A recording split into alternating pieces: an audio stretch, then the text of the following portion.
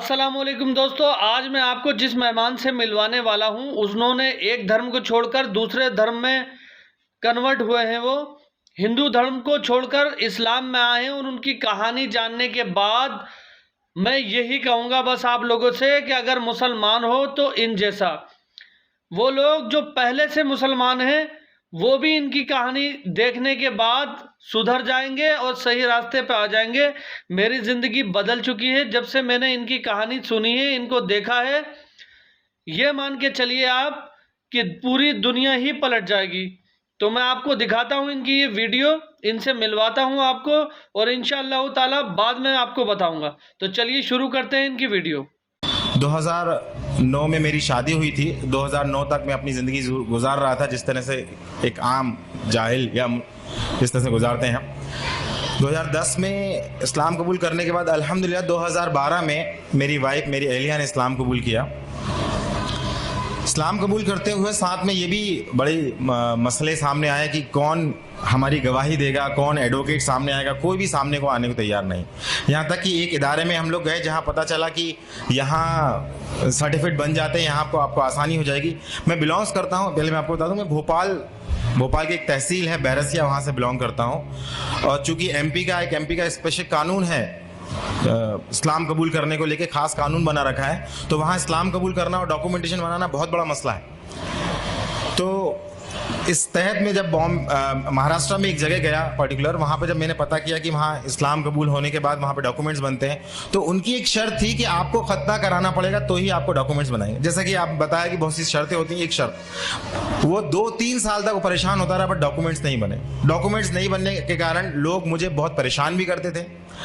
अल्हम्दुलिल्लाह अल्लाह सुब्हान तआला ने एक चीज़ महसूस करा दी इस बीच सारी, कि मुसलमानों का बिहेवियर, गैर मुस्लिमों का बिहेवियर, मुश्रिकीन का बिहेवियर आपके प्रति क्या है। सारी चीज़ अल्हम्दुलिल्लाह साथ में कुरान में पढ़ रहा था।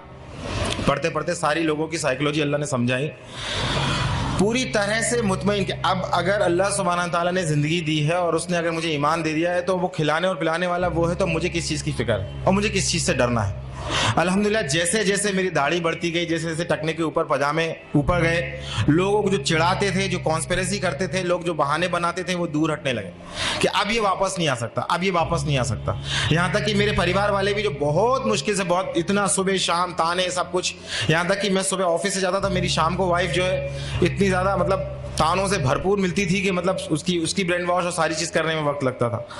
तो इतना परिवार वालों, वालिदैन सबके से इतना परेशान हुए परे, मगर अल्हम्दुलिल्लाह जहाँ कुरान ने समझाया कि नहीं कुछ भी नहीं होता, जैसे इस्तिकामत हुई, जो कहा कुरान में वैसा करना, जैसी शरीयत बताई गई वैसा करना, नबी करीम सल्लल्लाहु अलैहि वसल्लम जैसा बताया वैसी सुन्नत फॉलो करी, झूठ, गीबत, चुगली ये घर से दूर करी। एक गैर मुस्लिम परिवार में जैसे ही दूर करी, अल्हम्दुलिल्लाह जो वाइफ के राइट्स थे, जो सास के राइट्स थे, वो राइट्स जैसे सेक्रीफाइड किए तो घर में बड़ा बवाल मच गया। बवाल जितना मचा उतना लोग ये समझ गए कि ये इंसान कभी झूठ नहीं बोल सकता, ये इंसान किसी लेवल पे किसी को धोखा नहीं देगा, ये खुद अपना नुकसान कर लेगा। ये इवन मेरे वालिद को आके लोग बोलते थे कि यार ये कितना ऐसा इंसान हो गया, इसको कुछ समझाओ, ऐसा हो गया, गद्दार हो गया। मेरे वालिद बोलते हैं कि मेरा बेटा अब 24 कैरेट का गोल्ड हो गया है, मगर बेवकूफ़। अल्हम्दुलिल्लाह अल्लाह सुब्हान तआला ने हमें तौफीक दी।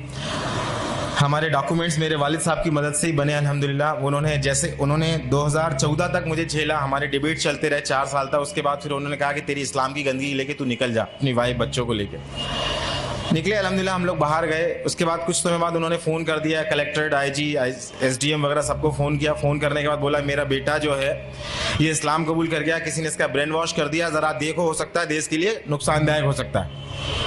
मेरे वालिद साहब फ़ोन करके बोल रहे हैं। मैं इस समय ऑफिस की ड्यूटी पे था। जब वहाँ से वापस आया, उन्होंने उस समय फ़ोन लगाया कि आप कहाँ पर हैं, हमें आपको ऊपर से बहुत सारे प्रेशर है, हमें आपका बयान लेना। मैंने कहा मैं जहाँ पर भी हूँ आप आ जाइए, मैं आ नहीं सकता ड्यूटी छोड़ के, आना तो पड़ेगा तुमको। तो मैंने कहा ठीक है, आप वारंट निकाल दीजिए। तो क्या कब तक आते? तो मैंने कहा इतने दिन में जब भी आता मैं आपको फ़ोन कर। जब मैं आया, आने के बाद मैं उनको बयान दिया, तो मैंने कहा आप 2 रजिस्टर खोल के बैठिए, एक मैं आपको बयान देता हूँ, लिखिए।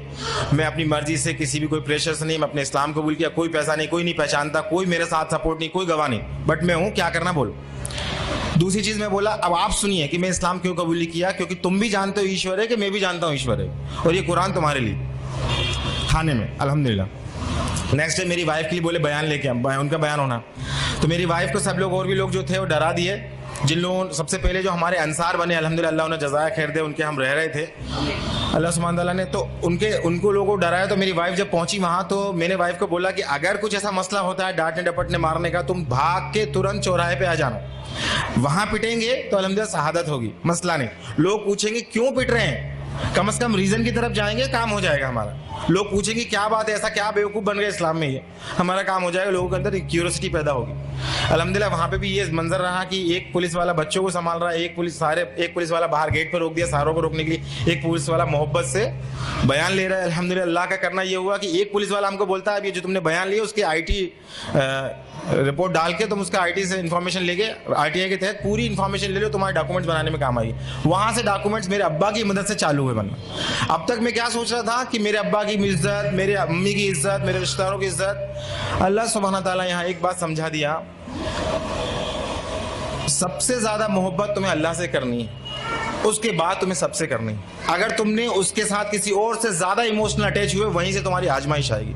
तो ये चीज बड़ी मुश्किल से समझ में आई। जब तक मैं मेरे अब्बा हैं, मेरी माँ हैं, इनके हुकूक हैं, इनके सारी चीजें हैं, ये सब चल रहा था। बेशक हुकूक है, इस्लाम कभी नहीं कहता रिश्ते तोड़ने को, बट वो बार बार रिश्ता तोड़ रहा है, रिश्ता तो तोड़ रहा है, शर्त रख रहा है। इस्लाम शर्त नहीं रख रहा। मैंने एक्सेप्ट किया, आप करना कबूल करो मत करो, मैं आपकी पूरी तरह खिदमत करूंगा, पर इस चीज को नहीं समझ रहे हो। तो एक इमोशंस, आज भी अगर इमोशन से ज्यादा अगर हम लोग ज्यादा तरजीह देते हैं, आज भी हम मुसलमान होने के बावजूद, तो अल्लाह सुब्हान ताला मुशरिकों के बारे में पहले ही फरमा चुका है कि ये लोग दुनिया पसंद होते हैं, ये लोग ख्वाहिश पसंद होते हैं, ये तो चाहते हैं तुम्हें, जब तक कि तुम्हें अपने उल्टे पैर ना फेर दें तुम्हारे पीछे से नहीं हटेंगे। फिर अल्हम्दुलिल्लाह इस्लाम एक्सेप्ट होने के बाद फिर लोगों को दावत तबलीग का काम चला, और इस बीच ये समझ में आया कि मुझे करना क्या है।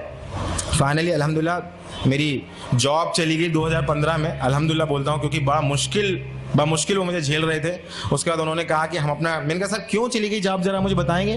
तो बोलते हैं हमारा एक डायमंड है वो चला गया, मगर हम मजबूर हैं। विश्व हिंदू परिषद, RSS सबके फ़ोन आते थे, कोई लोग मुझे धमकाने आते थे।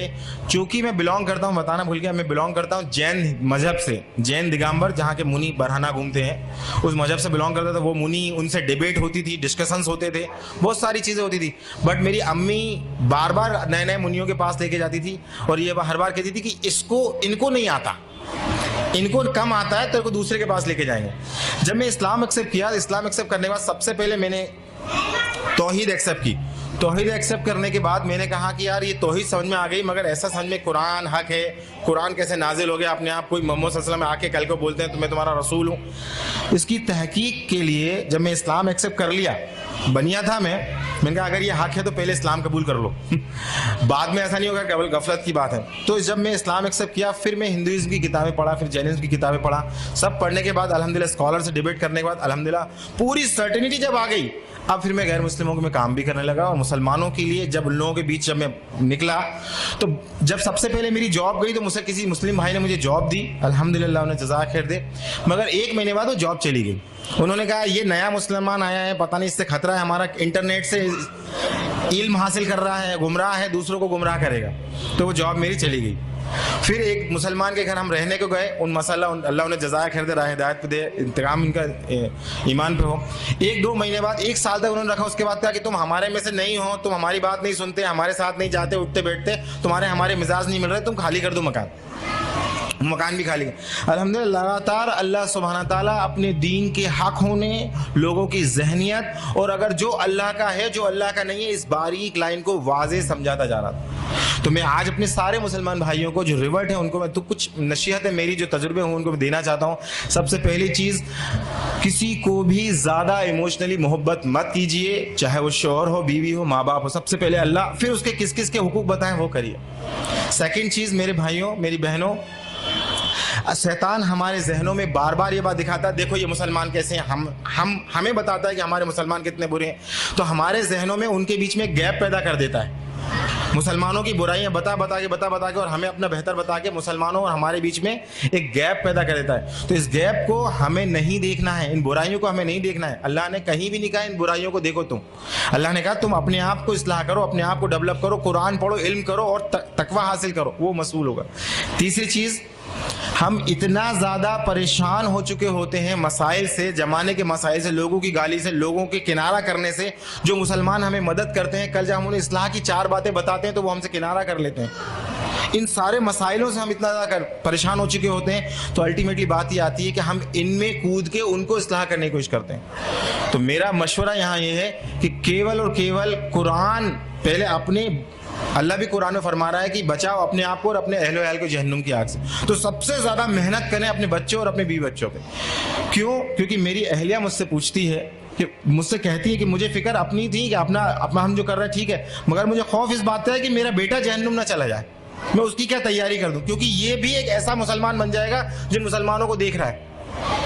एक मुसलमान, एक होता है इस्लाम कल्चरल, जिसे हम सब आपस में जिंदगी गुजार रहे होते हैं, जिसमें रिवाज होते हैं, रीतियां होती हैं। ये कल्चरल इस्लाम जोन देता है, जहां उन्हें आसानी मिलने लगती है वो फिर से कल्चरल जोन में जाने लगते हैं। तो मेरा आपसे गुजारिश है, बहुत तजुर्बे की नसीहत मैं आपको रखना चाह रहा हूं कि कल्चरल इस्लाम को पहचानिए। ये इस्लाम नहीं है। जिन रीति रिवाजों को आज मुसलमान फॉलो कर रहे हैं वो इस्लाम नहीं है। इस्लाम वो है जो अल्लाह ने दिया, जिसका दीन मुकम्मल नबी सल्लल्लाहु अलैहि वसल्लम करके, उसी को पहचाना, उसी पे चलना, ये कंपैरिजन। और लास्ट में आपसे बोल रहा हूँ, मुसलमानों के लिए हमें क्या करना है? हमें करना अल्हम्दुलिल्लाह, हमारे जो मुस्लिम भाई हैं उनके लिए केवल खुद कुरान की तरबियत दें और उनको कुरान एक आयत सीखे, उनको एक आयत सिखाएं और सिखाएं, और अपने आप लोगों को, जो रिवर्स भाई हैं उनके लिए क्या बेहतर से बेहतर कर सकते हैं वो करें। दोस्तों, आपको इनकी बात समझ में आई होगी, काफ़ी अच्छी लगी होगी, काफ़ी कुछ सीखने को मिला होगा। मैंने तो बहुत कुछ सीखा इनकी लाइफ से। तो अगर आप मेरे चैनल पर पहली बार आए हैं तो अपने भाई को सपोर्ट करने के लिए चैनल को सब्सक्राइब करके और इस वीडियो को किसी एक बंदे तक शेयर कर दो।